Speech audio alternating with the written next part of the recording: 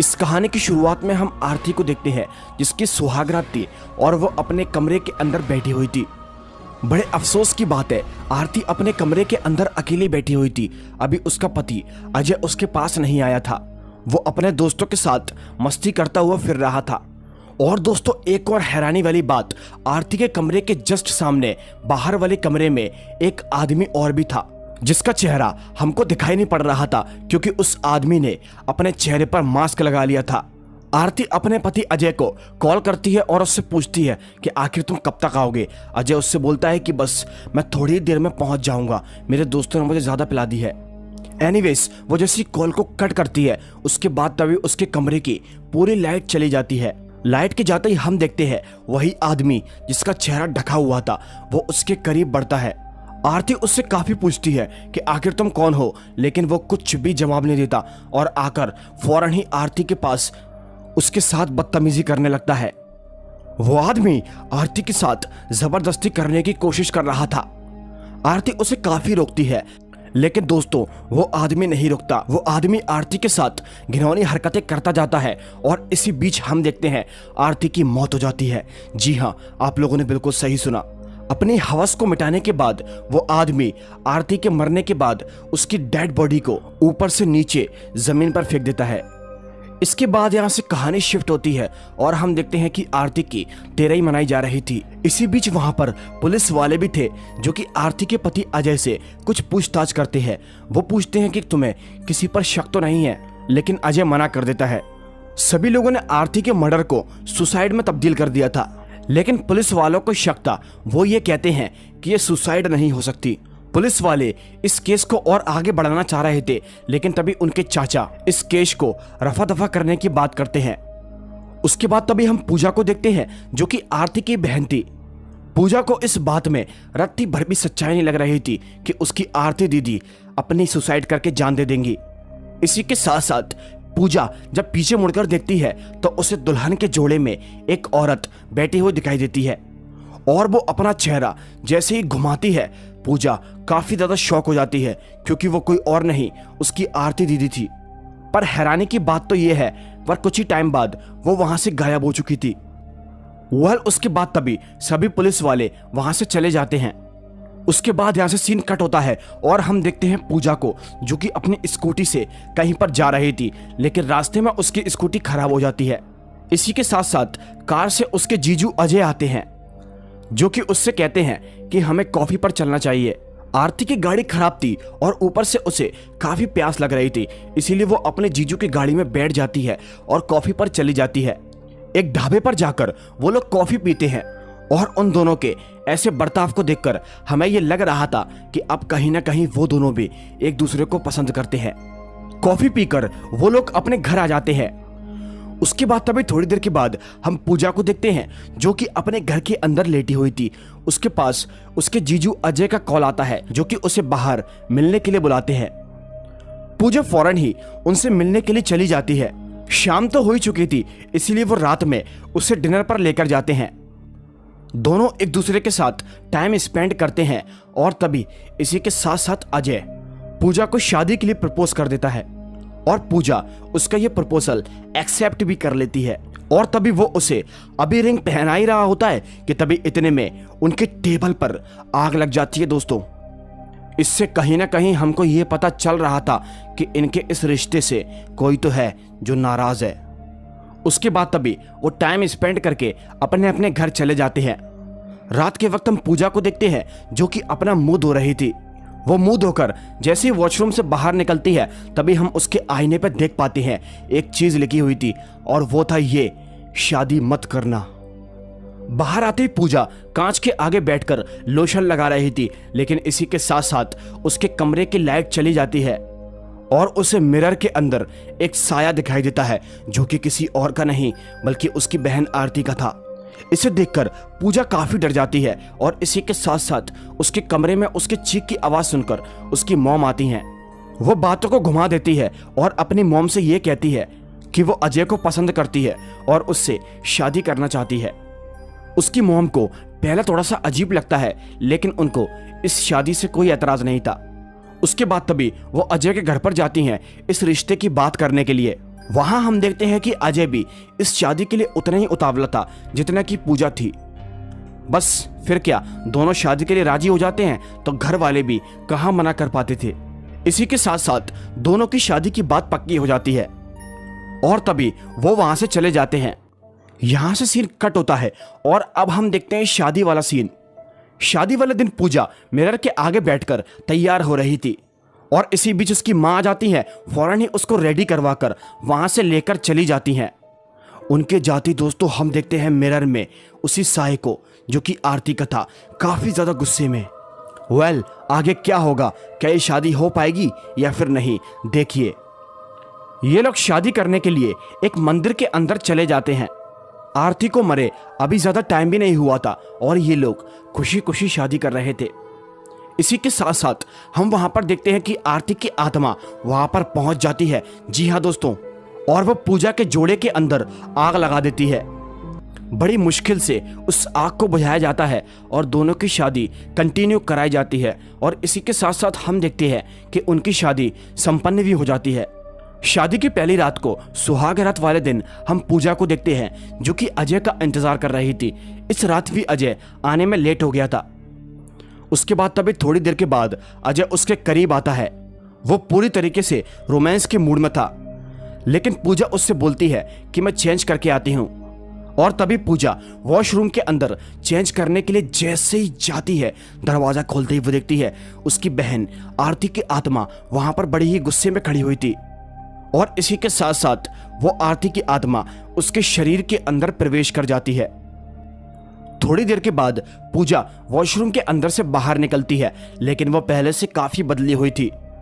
दोनों एक दूसरे के करीब आने की कोशिश करते हैं और पूरी रात रोमांस करते हुए निकाल देते हैं। उसके बाद तभी सुबह होती है। सुबह के वक्त दोनों की आंख खुलती है। अजय उससे कहता है, कल रात तो तुमने कमाल ही कर दिया। लेकिन दूसरी तरफ हम पूजा को देख पाते हैं जिसे रात का कुछ भी याद नहीं था। जी हाँ दोस्तों, उसके बाद तभी वो रेडी होकर नीचे जाती है। नीचे बाऊजी बैठे हुए थे, लेकिन नीचे जाते ही आरती की आत्मा उसके शरीर के अंदर फिर से प्रवेश कर जाती है और तभी पूजा बाऊजी के करीब जाती है और उनके साथ बदतमीजी करने लगती है।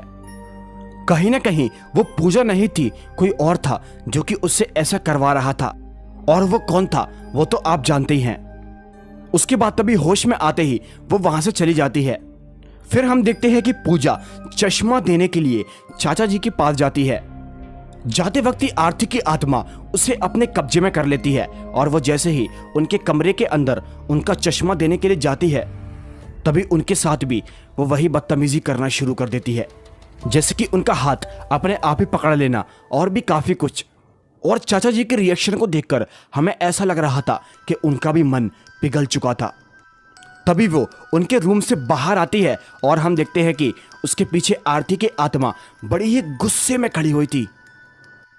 उसके बाद फिर हम देखते हैं पूजा को जो कि अपने देवर धीरज को नाश्ता देने के लिए जा रही थी। वो जब वहां पर पहुंचती है तो धीरज उससे बोलता है कि आप क्यों आई, मैं खुद ही ले लेता।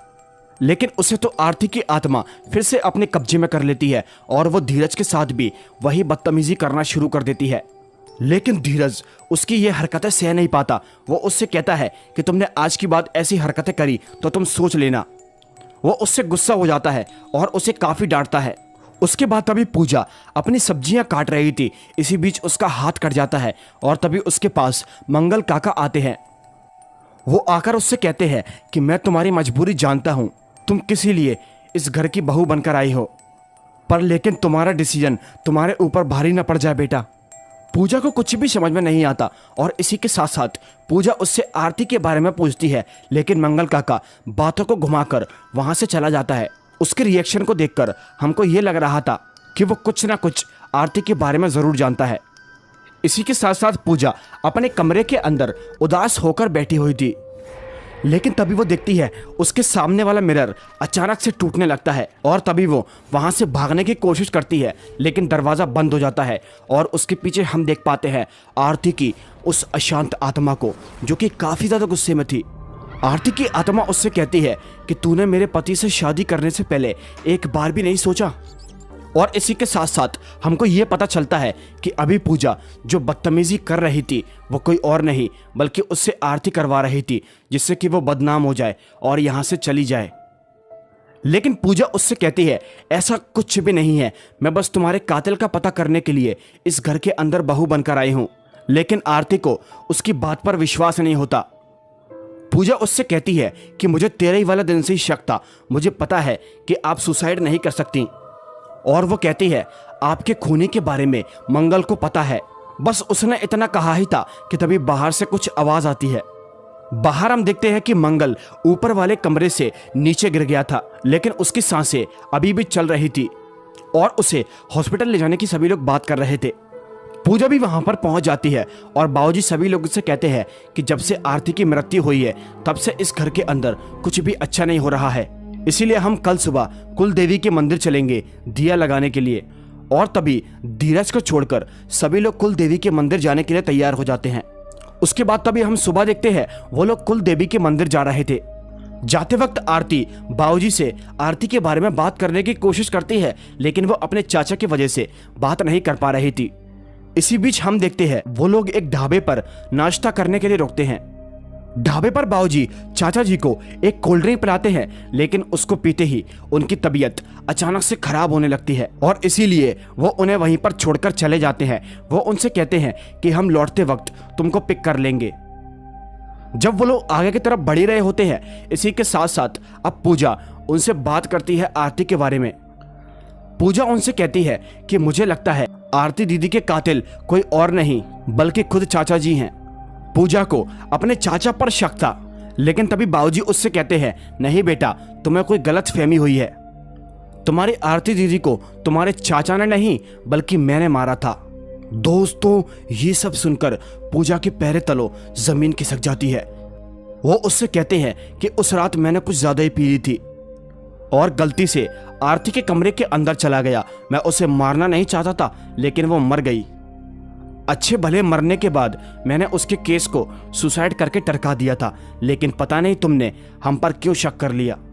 वो उससे कहते हैं कि अब तुम्हें भी वहीं जाना पड़ेगा जहां तुम्हारी दीदी गई है।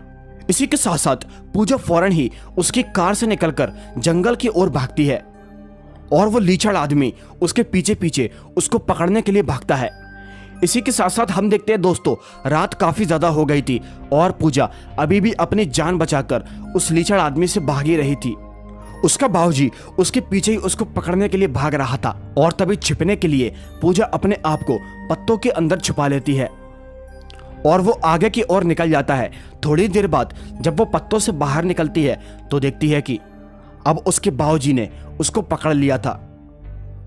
अब पूजा पूरी तरीके से फंस चुकी थी और वो उसे मारने के लिए उसके करीब बढ़ रहा था। लेकिन रुको, इसी के साथ साथ पूजा अपनी बहन आरती को आवाज लगाने लगती है। वो आदमी उससे कहता है कि मरे हुए लोगों को आवाज लगाकर कोई फायदा नहीं होगा, लेकिन वो कहाँ जानता था कि अभी क्या होने वाला है।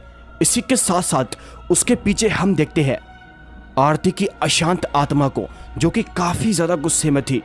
आरती की आत्मा बड़ी ही गुस्से से उससे कहती है कि अब सबसे बदतर मौत तो तू मरेगा। लेकिन वो उसे पूजा को मारने की धमकी देता है और इसी के साथ साथ आरती की आत्मा पूजा के शरीर के अंदर प्रवेश कर जाती है और उसे काफी मारती है। वो वहां से भागने की काफी कोशिश करता है, लेकिन अब आरती की आत्मा उसे कहीं भी नहीं भागने देती। वो उसका गला जोर से दबाकर उसकी बड़ी ही बेरहमी से हत्या कर देती है, या फिर कह लो कि वो अपना बदला पूरा कर लेती है। उसकी मौत के बाद आरती की आत्मा वहां से गायब हो जाती है और इस घटना के बाद से कभी भी उसने आरती की आत्मा को नहीं देखा। शायद उसकी भटकती हुई आत्मा को अब इंसाफ मिल चुका था। इस वाकया के बाद पूजा और अजय दोनों ही इस घर को छोड़कर शहर के अंदर रहने के लिए चले गए हैं और अब उनकी जिंदगी बहुत ही अच्छे से चल रही है। इसी के साथ साथ इस एपिसोड का दी एंड हो जाता है।